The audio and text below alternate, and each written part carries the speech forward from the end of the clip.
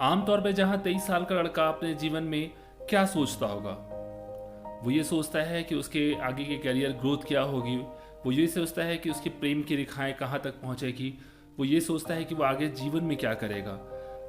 उसे आमतौर पर दुनिया की समस्याओं से, देश की समस्याओं से बहुत ज़्यादा फर्क नहीं पड़ रहा होता है।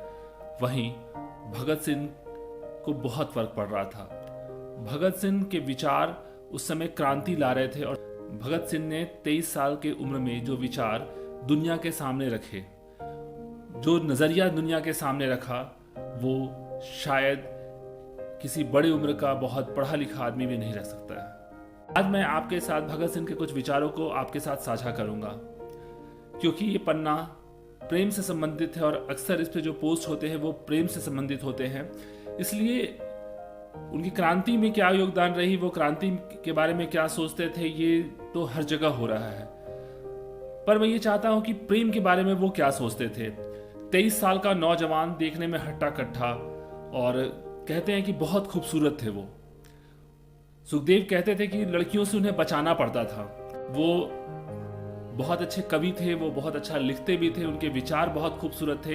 पर आमतौर पे हम जैसे उन्हें जानते हैं वो एक क्रांतिकारी के रूप में जानते हैं।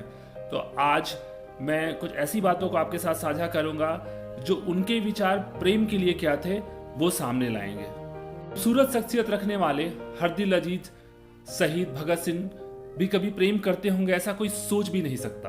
भगत सिंह का नाम लेते ही हमारे दिमाग में उनके क्रांतिकारी रूप सामने आता है और हम यह मान लेते हैं कि क्रांतिकारी का तो प्रेम या नारी से कोई वास्ता होना ही नहीं चाहिए। दरअसल ऐसा नहीं है। भगत सिंह एक खुशमिजाज, जिंदा दिल और मस्त इंसान थे, हमेशा गुनगुनाने वाले। नौजवान अगर फांसी पर नहीं चढ़ा होता तो एक संवेदनशील साहित्यकार, गीतकार, कवि या कुछ और होता। जब असेंबली में बम फेंकने की घटना को अंजाम देने के लिए प्लान बनाया गया तो भगत सिंह पहले उस प्लान से बाहर हो गए। इस बात पे सुखदेव ने उनका मजाक उड़ाया। हुआ ये था कि उनके क्रांतिकारी दल में कोई लड़की आई थी और सुखदेव ने भगत सिंह का मजाक उड़ाते ये कहा था कि तुम उस लड़की की वजह से इस प्लान में शामिल नहीं होना चाहते हो। ये बात भगत सिंह को बहुत बुरी लगी और फिर भगत सिंह ने जबरदस्ती उस प्लान में अपने आप को शामिल किया। पर उनका मन जो था वो अंदर से बहुत व्यथित था इस बात को लेकर। तो उन्होंने एक खत लिखा सुखदेव को, जिसमें प्रेम के प्रति उनका जो विचार है वो उन्होंने साफ साफ लिखे। मैं उस खत का कुछ अंश आपके साथ बांटना चाहता हूं। किसी व्यक्ति के चरित्र के बारे में बातचीत करते हुए एक बात सोचनी चाहिए कि क्या प्यार कभी किसी मनुष्य के लिए सहायक सिद्ध हुआ है। मैं आज इस प्रश्न का उत्तर देता हूं। हाँ, मेजनी के लिए ऐसा ही था। तुमने जरूर पढ़ा होगा कि वो अपना पहली विद्रोही असफलता, मन को कुचल डालने वाले हार, मरे हुए साथियों की याद बर्दाश्त नहीं कर सकता था। वह पागल हो जाता या आत्महत्या कर लेता, लेकिन अपने प्रेमिका के एक ही पत्र से वो किसी भी व्यक्ति से ज्यादा मजबूत हो गया, बल्कि सबसे मजबूत हो गया। जहां तक प्यार के नैतिक स्तर का संबंध है, मैं ये कह सकता हूं कि ये अपने में कुछ नहीं है सिवाय एक आवेग के, लेकिन एक पाश्विक वृत्ति नहीं, एक मानवीय और बहुत मधुर भावना है। प्यार अपने आप में कभी भी पाश्विक वृत्ति नहीं है। प्यार तो हमेशा मनुष्य के चरित्र को ऊपर उठाता है। सच्चा प्यार कभी भी गढ़ा नहीं जा सकता, वो अपने ही मार्ग से आता है, लेकिन कोई नहीं कह सकता कि कब। हाँ, मैं ये कह सकता हूँ कि एक युवक और एक युवती आपस में प्यार कर सकते हैं और वे अपने प्यार के सहारे अपने आवेगों से ऊपर उठ सकते हैं, अपनी पवित्रता बनाए रख सकते हैं।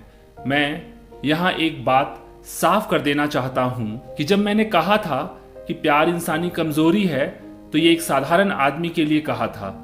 जिस स्तर पर आम आदमी होते हैं वो एक अत्यंत आदर्श स्थिति है, जहां मनुष्य प्यार, घृणा आदि के आवेगों पर काबू पा लेगा।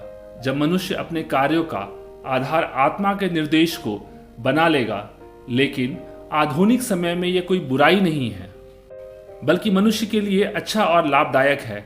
मैंने एक आदमी से प्यार की निंदा की है, वो भी आदर्श स्थिति पर। सिंह अपने लेखों में ये बताते हैं कि उनमें वो सारी कमियां हैं जो एक आम इंसान में होती है, पर वो ये मानते हैं कि वो अपने आप को इतना कठोर और इतना प्रबल बना लेंगे कि वो किसी भी स्तर पर किसी भी प्रेम को छोड़कर अपनी मातृभूमि के लिए जान दे सकते हैं।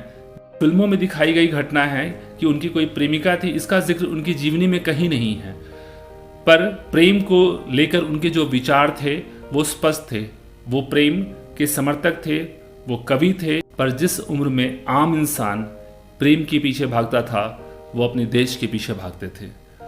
उनके लिए देश सबसे बड़ा प्रेम था, देश प्रेम ही सबसे बड़ा प्रेम था। उम्मीद करता हूँ कि आपको ये पसंद आया होगा, और अगर पसंद आया है तो लाइक करें और शेयर करें। धन्यवाद।